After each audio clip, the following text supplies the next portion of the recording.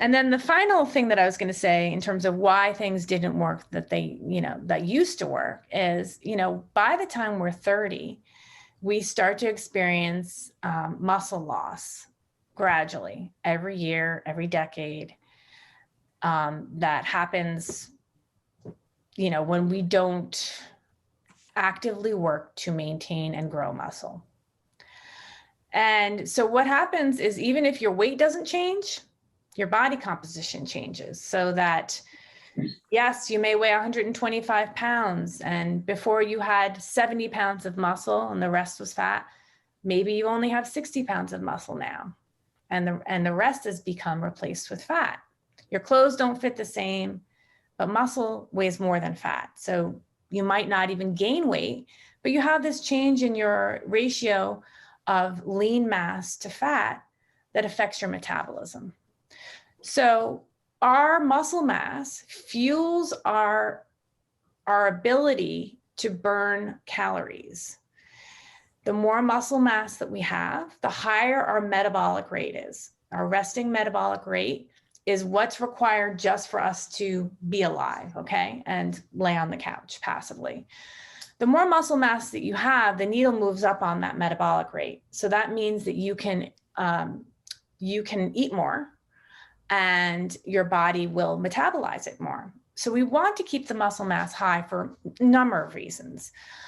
First of all, it's going to help with your metabolism. Second of all, your body composition is going to be more what you want. And third of all, the more muscle mass that we have, the longer we live.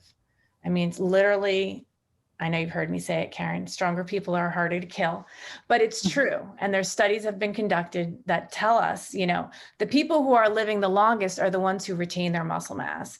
The people who are living the longest also are the ones who have good grip. So working on our strength and our muscle mass is so important as we age. And I know there's been a lot of women, I've heard, not anyone who works with me, but worried about getting too big. And at this point of life, like we'd be lucky to have the muscle mass that we had when we were 30. It's going to take work and it's going to take fueling our bodies and it's going to take consistent strength work. If you get big in this time, I'm impressed. Okay. I even can't get big now. And I have a hormonal profile that allows me to carry more muscle on my frame. It would be hard for me to get big.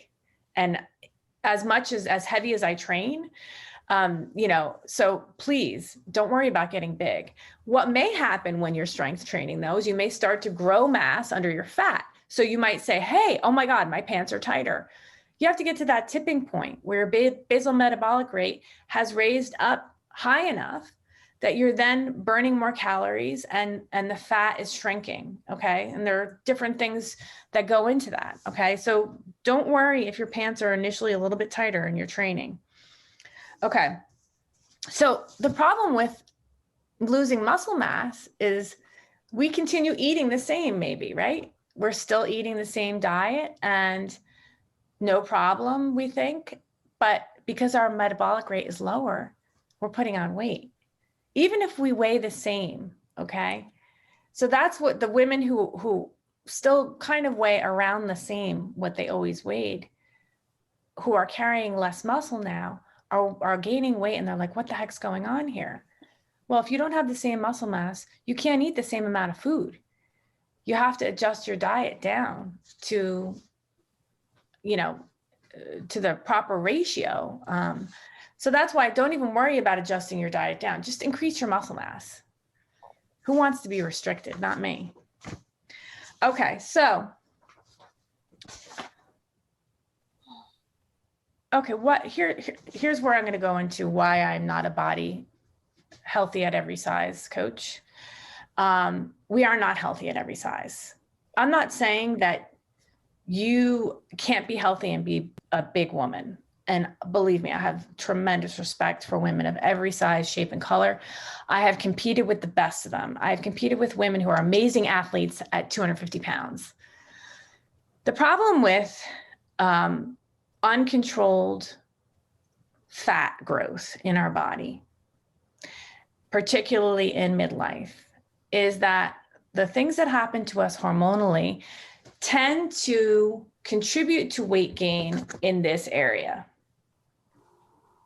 and turn us maybe more from a pear to an apple. If we already had an apple shape tendency from our genetics, it becomes even more so in this time, okay? So why is this important? Well, you know, our diet and the way that we approach food and the way that we eat and the way we carry fat actually affects when we go through menopause.